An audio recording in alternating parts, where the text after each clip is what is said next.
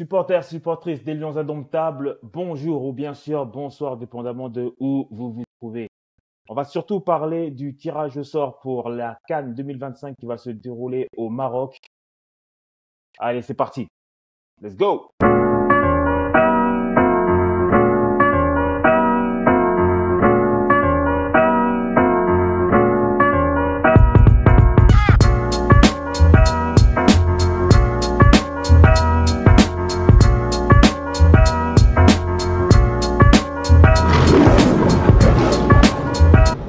Alors que Eto'o se faisait blanchir pour l'affaire des soi-disant trucages ou en tout cas manipulations de matchs du championnat camerounais, toutefois, le jury disciplinaire a estimé que M. Eto'o a gravement violé les principes d'éthique, d'intégrité et d'esprit sportif prévus à l'article 2, alinéa 3 des statuts de la CAF en signant un contrat d'ambassadeur de marque avec la société OneXBet en échange d'une rémunération et par conséquent condamné M. Eto'o à une amende de 200 000 dollars. Je viens de vous lire le petit compte rendu qui était sur le site de la CAF. Comme vous l'avez vu, il n'y a pas eu de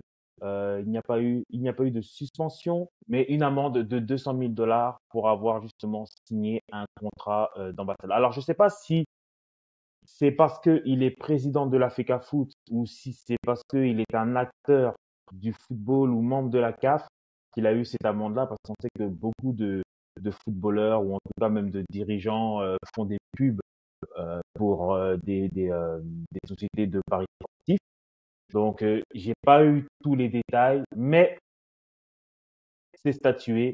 Samuel Eto'o n'est pas suspendu et il a une amende à payer de 200 000 dollars. Les audios qu'on entendait avec soi-disant Valentin Kwan, Valentin Kwan, en tout cas le président de Victoria United, ont été jugés comme irrecevables ou en tout cas n'étaient pas assez des preuves valables pour condamner Samuel Eto'o.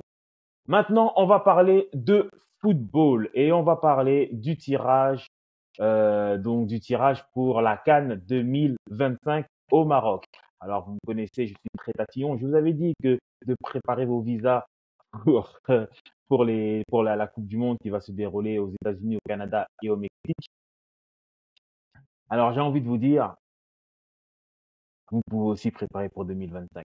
Non, mais très sérieusement, très sincèrement, très sérieusement. Alors, très bizarrement, c'est un groupe qui ressemble étrangement au groupe dans lequel dans lequel nous étions pour la qualification en Côte d'Ivoire. En fait, il y a juste à changer le Zimbabwe et le remplacer par le Burundi et on a exactement le même groupe. Donc, le groupe est composé de la Namibie, Kenya, Zimbabwe. Très rapidement, le Zimbabwe est l'équipe, pour moi, qui est la plus faible de ce groupe. 128e, non, 129e au classement général de la FIFA. Ils n'ont pas participé à la dernière CAN. Alors, en ce moment, il faut savoir aussi, pour ceux qui suivent un peu le football africain, il y a une coupe. En tout cas, il y a une coupe qui est en train de se jouer qui s'appelle la coupe COSAFA, la COSAFA Cup. C'est en fait, je pense que c'est comme le championnat africain pour tout ce qui est Afrique australe, vous savez, tout ce qui est Afrique de l'Est. Je pense que ça doit ressembler un peu. J'ai pas trop suivi. Je n'aime pas que j'ai pas trop suivi. Je ne suis pas réellement cette coupe. Je la vois souvent.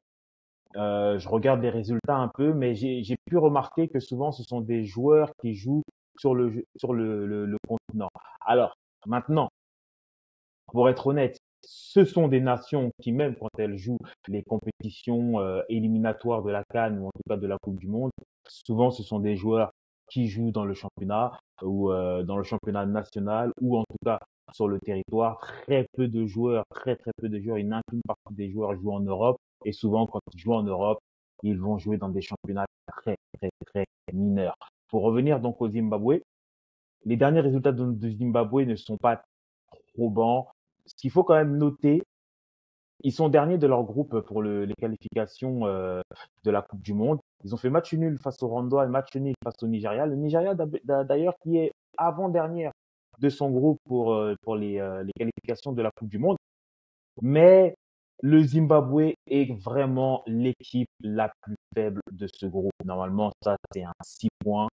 C'est l'équipe avec laquelle tu dois soigner ton goal à virage. Si vous regardez, on est vraiment sur une série de défaites. Je pense que la dernière victoire remonte à 2022 et c'est contre la Guinée. Mais avant ça, c'est toujours des défaites. Alors, les deux joueurs qu'on connaît, parce que bon, c'est quand même des équipes qu'on a l'habitude de voir, c'est Musona, Knowledge Musona qui joue à Al Riyad et surtout ben, Tino Kadewere. Je sais pas si Tino Kadewere qu'on avait connu du côté de Lyon et qui maintenant est à Nantes. Mais comme je vous l'ai dit, c'est une équipe assez faible.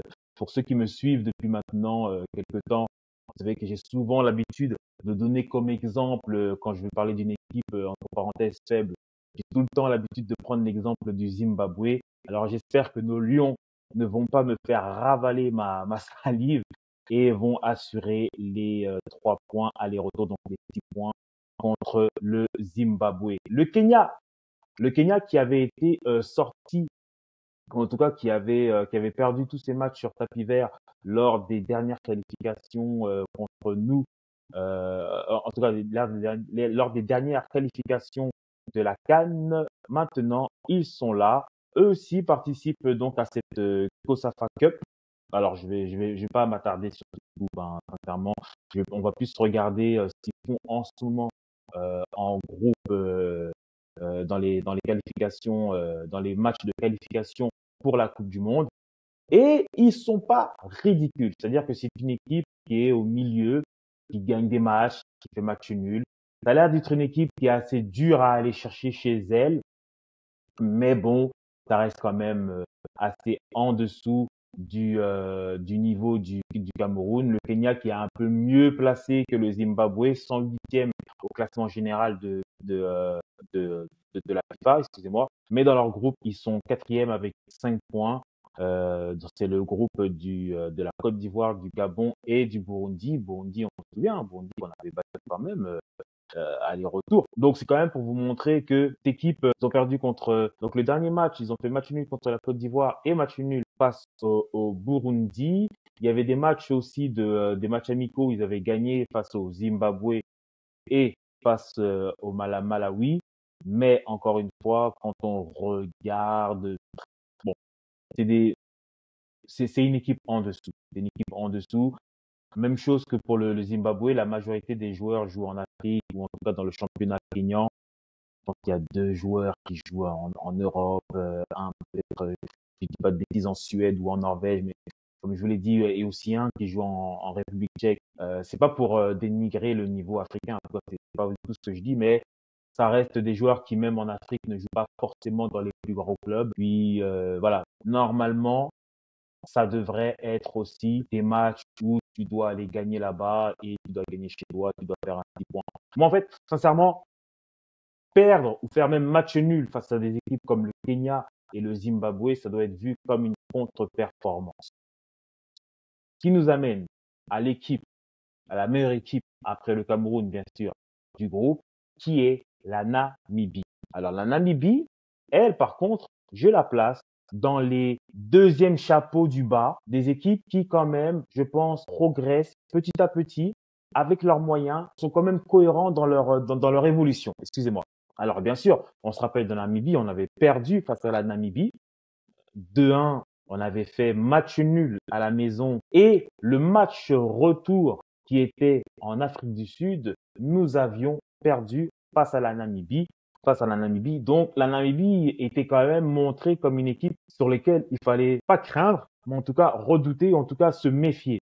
J'avais eu un doute, moi, sur cette équipe, quand je les avais vus jouer contre le Burundi, où j'avais vu un match assez décousu, où je m'étais dit que quand même tu peux perdre face au Burundi, mais se prendre 3 buts face au Burundi, ça dénote quand même qu'il y a des bonnes choses que tu peux faire parce on connaît leur attaquant, la star de cette équipe qui est Peter Chaloulet qui joue au Mamelodi Sundowns, donc qui est un des meilleurs buteurs sur le continent africain, il faut le dire. Mais j'avais quand même été déçu de cette Namibie qui avait perdu donc face au Burundi. Et après, je les regardais, je les regardais quand même de loin, j'observais. Donc après juste avant la CAN, ils avaient fait ce 0-0 face à l'Afrique du Sud. Donc, je me suis dit, ah, ok, d'accord, ça va donner quelque chose. À la CAN, la victoire face à la Guinée équatoriale, ils font 6 points pour leurs 2 premiers matchs pour les qualifications de la Coupe du Monde. On a un match amical face au Ghana où ils font match nul. Et là, on se dit, ah, faut faire attention. Et il y a ce fameux match face à la Tunisie où ils gagnent 1-0. Mais malheureusement, tout de suite après, ils enchaînent la défaite face à l'Afrique du Sud 4-0 qui a énormément choqué parce que justement, on avait vu 2 semaines avant peut-être ce 0-0 face à cette même équipe. Et là, ils perdent quand même 4-0. Ils accrochent le Mali 0-0 et perdent 3-0 face à l'Angola. Donc, c'est les montagnes russes qui peuvent montrer de très belles choses face à des belles équipes.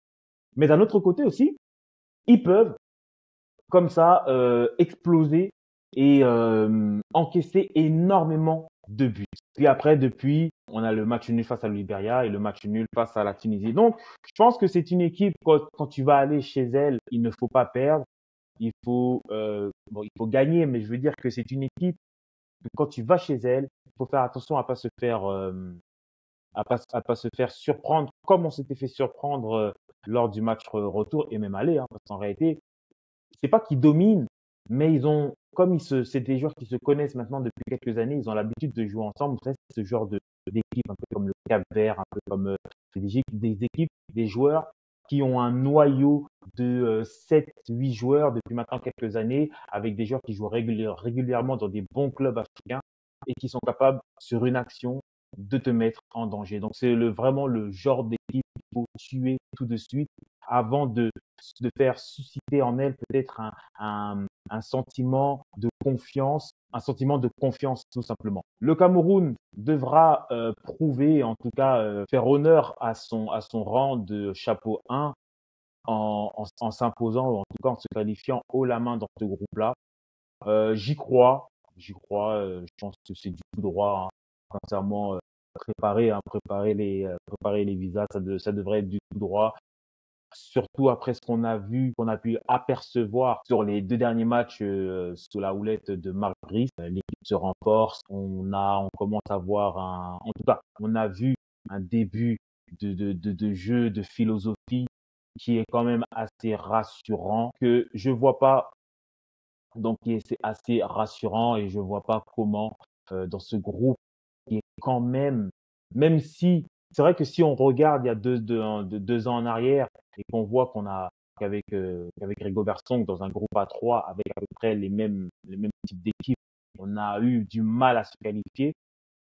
Sincèrement, je vois pas comment le Cameroun ne pourrait pas se qualifier dans ce groupe-là. La vraie question serait comment on va se qualifier. Est-ce qu'on va se qualifier avec la manière pour justement préparer cette compétition de la meilleure façon, pouvoir essayer des nouveaux joueurs, des jeunes joueurs pour essayer vraiment d'arriver à la compétition, que ce soit à la Coupe du Monde ou même à la CAN, avec une vraie équipe, avec un vrai noyau dur qui se connaît. Parce que c'est ça qui nous est arrivé. Le problème avec Rigobert Song, c'est que quand on arrive à la CAN, on a énormément d'incertitudes parce que justement, tu courais jusqu'au dernier match, tu as couru derrière ces qualifications. Donc, tu n'es pas sûr de tes joueurs, tu changes, il y a des blessures, il y a des nouveaux venus, des jeunes joueurs, des joueurs qui sont sur la fin. Et donc, à chaque match, tu concoctes une nouvelle équipe. Là, ce que j'aimerais pour cette phase de qualification, c'est que très vite, on arrive à se rassurer avec des victoires, avec la manière, et qu'on puisse justement mettre en place une vraie équipe pour préparer ce championnat d'Afrique au Maroc. C'était le dé de la tanière 237. N'oubliez pas de cliquer, de vous abonner, d'activer la cloche. C'est l'été, profitez, hein, les barbecues, profitez de vos familles. Je ne sais pas si vous travaillez ou si vous êtes en vacances, mais en tout cas, profitez du beau temps. On en parle dans différents lives, que ce soit sur TikTok, sur Twitter. On va sûrement aussi se retrouver sur des lives, le bénétariat avec notre ami Coulis. On reste connecté. Ciao.